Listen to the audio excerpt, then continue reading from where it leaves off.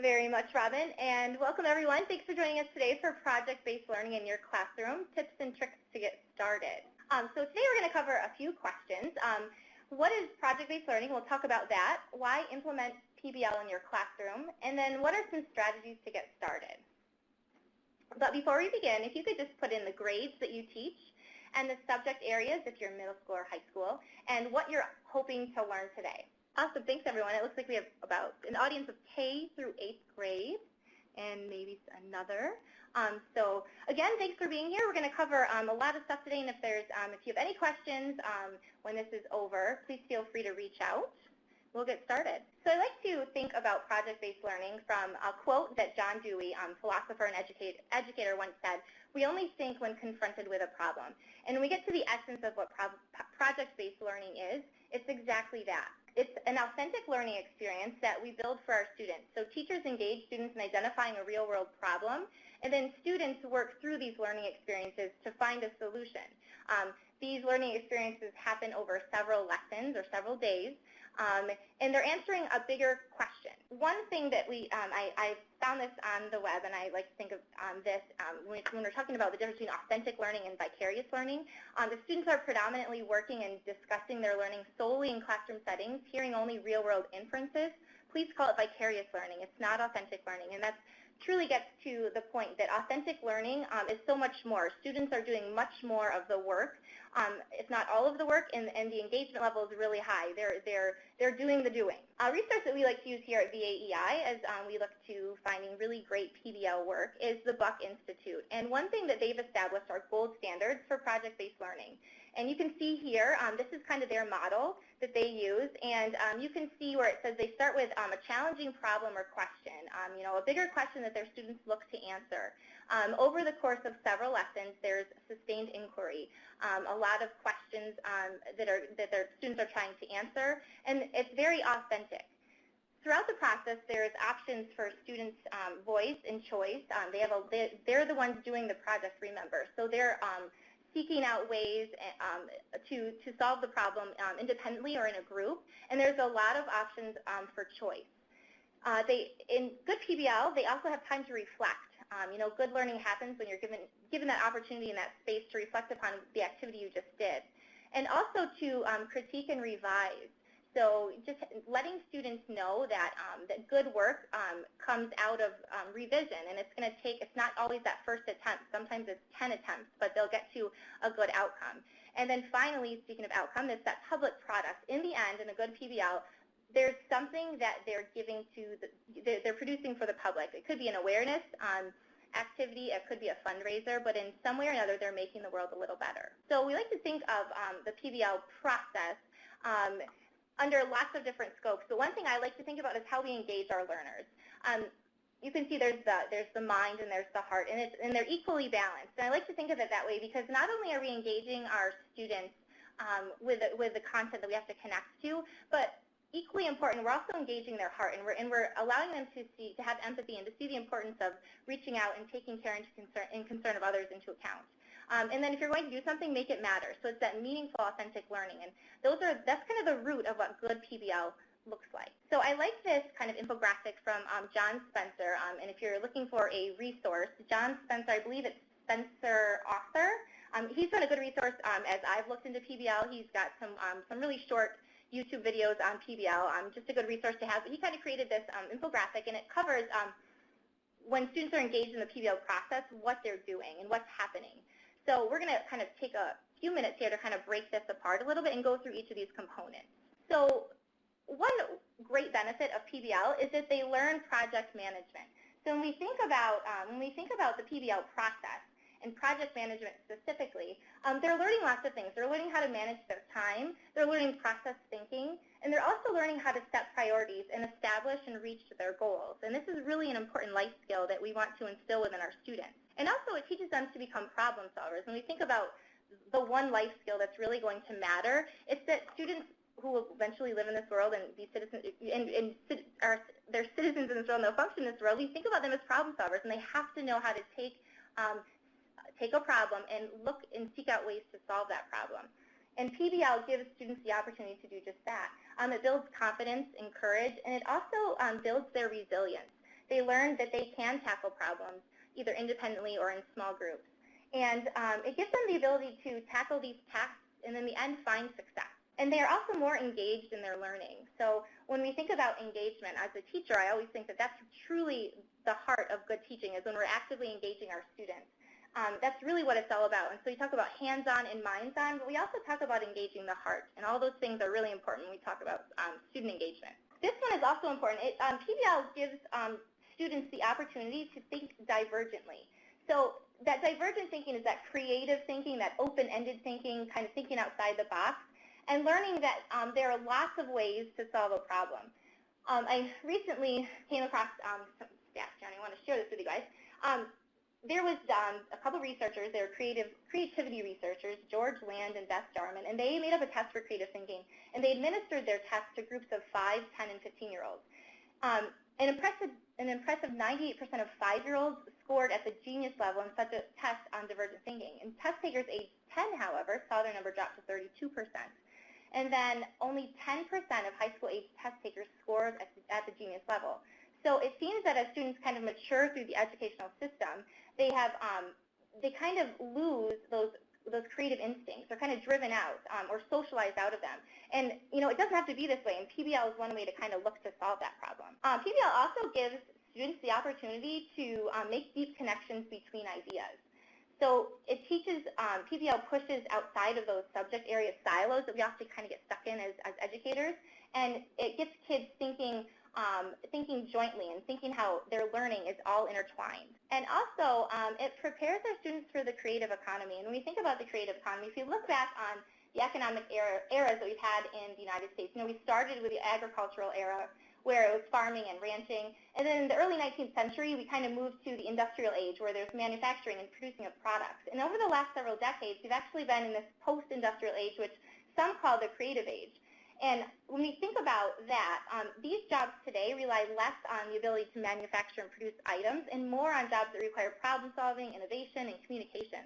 So when we think about those types of jobs, this is just a short list of them, but a software developer, a graphic designer, architects, animators, interior designers, the list goes on and on and on. And another crazy stat that I heard was that 85% of jobs that will exist in 2030 haven't been invented yet. If we think about that as teachers, that's a big job that we have ahead of us because we've got to prepare students for something that we don't even know exists. Also, PBL allows our students to engage in iterative thinking. And when we think about iterative thinking, some of us may think of design thinking. It's where students, they create a prototype or a product, they test it out and they analyze it, and then they refine it and make it better. And really, that's what it's all about. We want students to know that, that first go-round probably isn't going to be their best work, and really great work happens through that iterative process.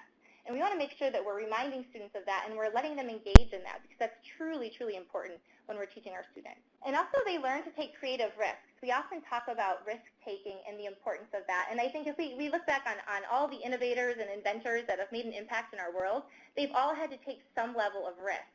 And we need to give our students those experiences and introduce them to those people who have lived through that and who have done just that, and to let them know that taking risks is essential in being successful.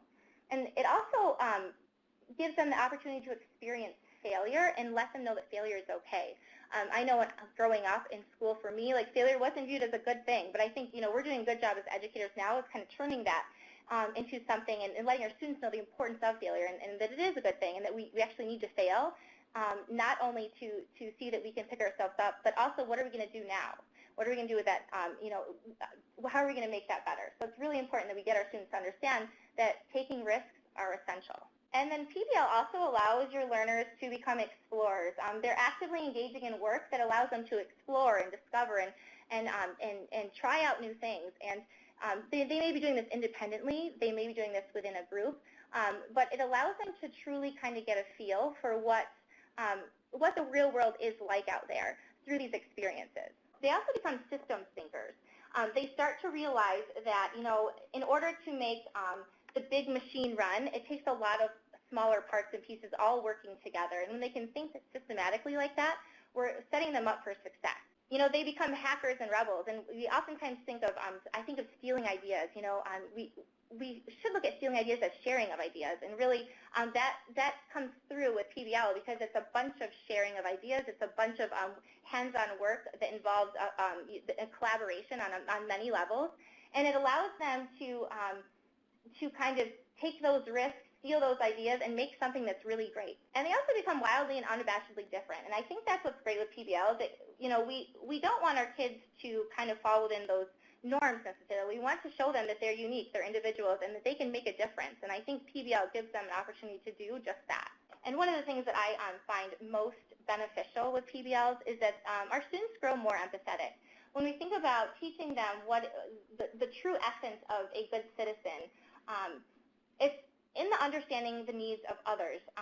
It's letting them know that other people matter. And sometimes that's hard for students to think outside of themselves. And I think through these PBL experiences, we're doing just that as educators. We're giving them a chance to make the world a little better by helping someone else. So when we put all this back together, when students engage in PBL, they're doing all of these things. It's real work. It's meaningful work, and it will make a difference.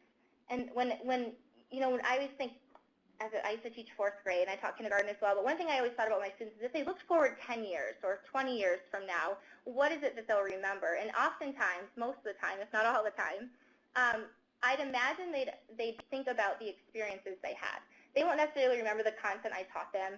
They won't necessarily remember the standards that these projects attached to, but they will remember the experience that I gave them. And I think that's really important. When we look at PBL, that's getting to the core of what's in the heart of why project-based learning matters. So now that we've kind of walked through what PBL is and why we should implement it in our classrooms, what benefits of project-based learning inspire you when you're teaching? It could be something that maybe you heard today, or it could be something that wasn't mentioned today that you want to share with the rest of us. So what benefits of project-based learning inspire you when you're teaching?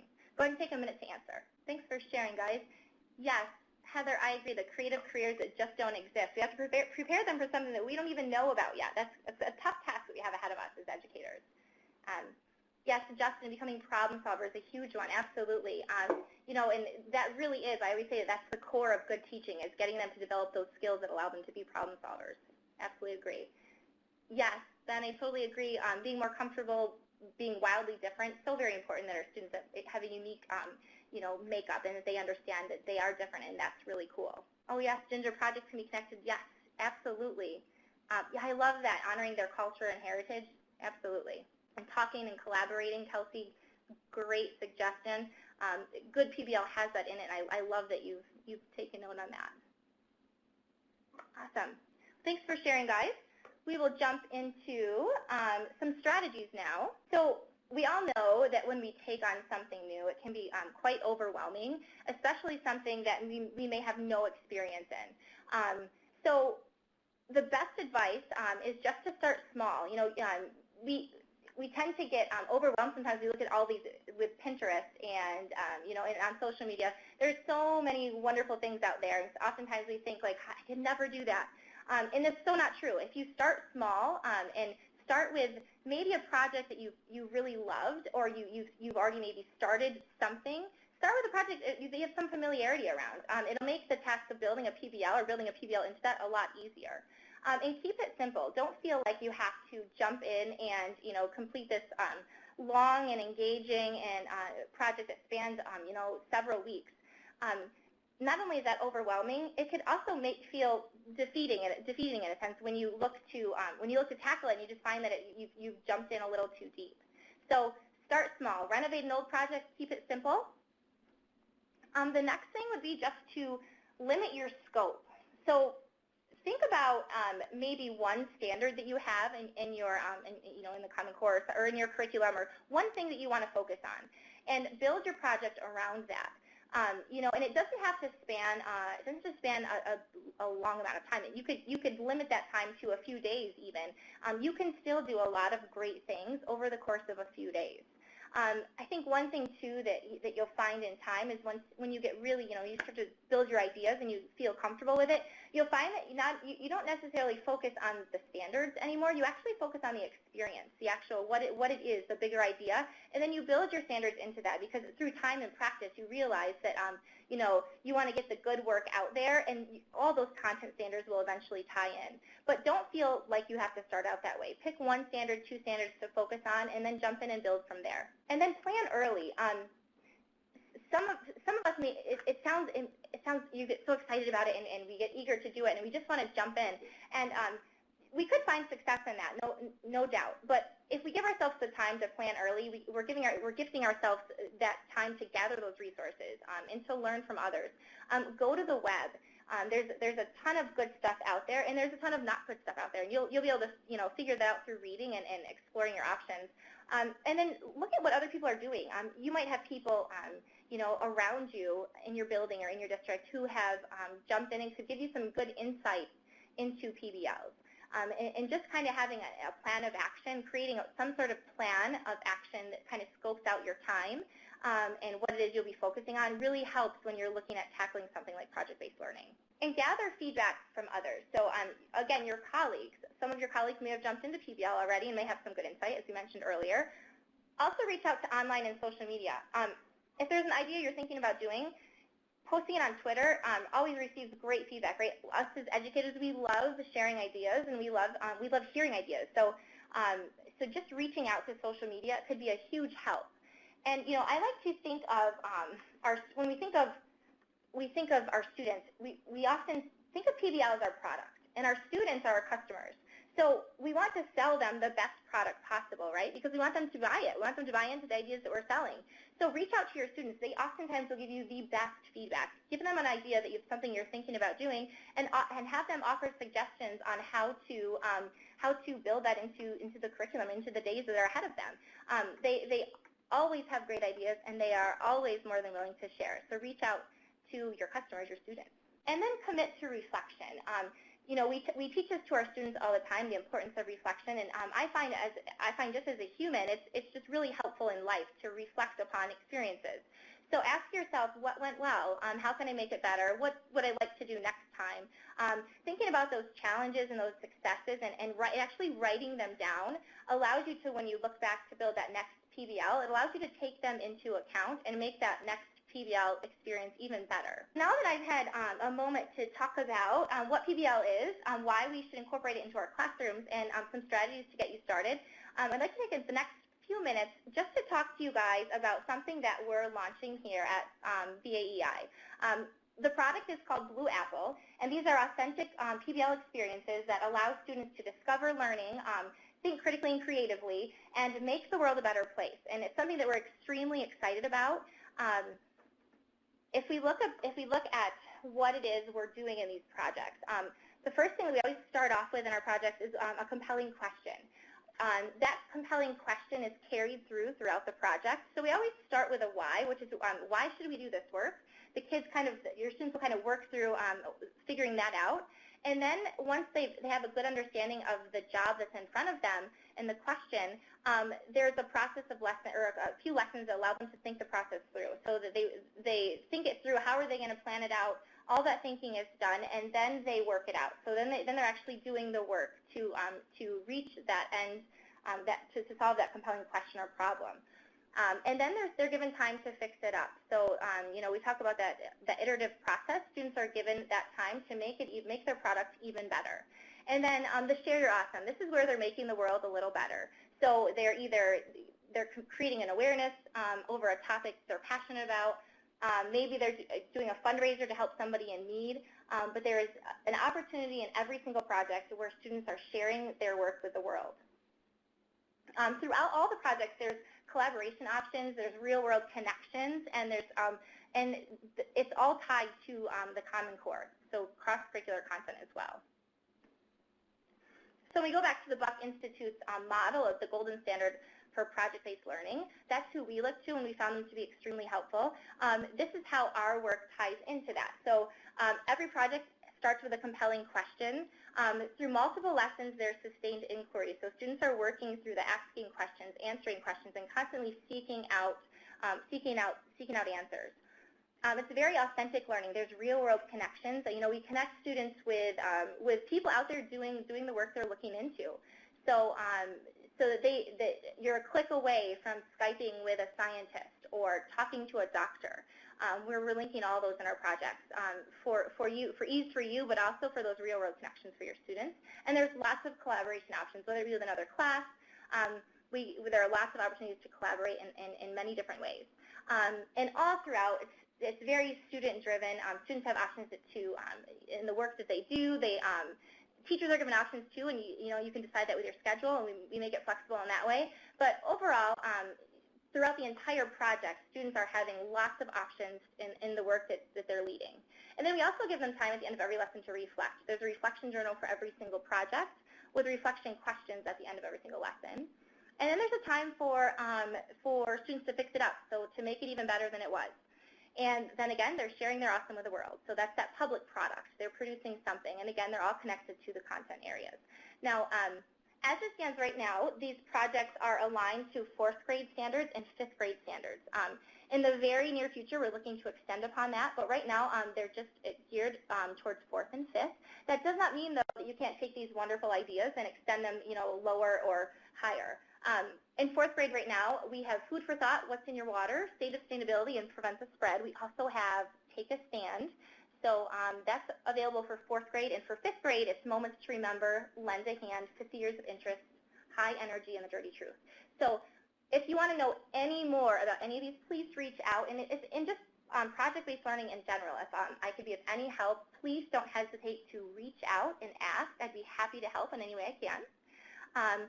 So that ends our time with me today. I'm going to actually turn it over now to Robin, who will finish this up for today.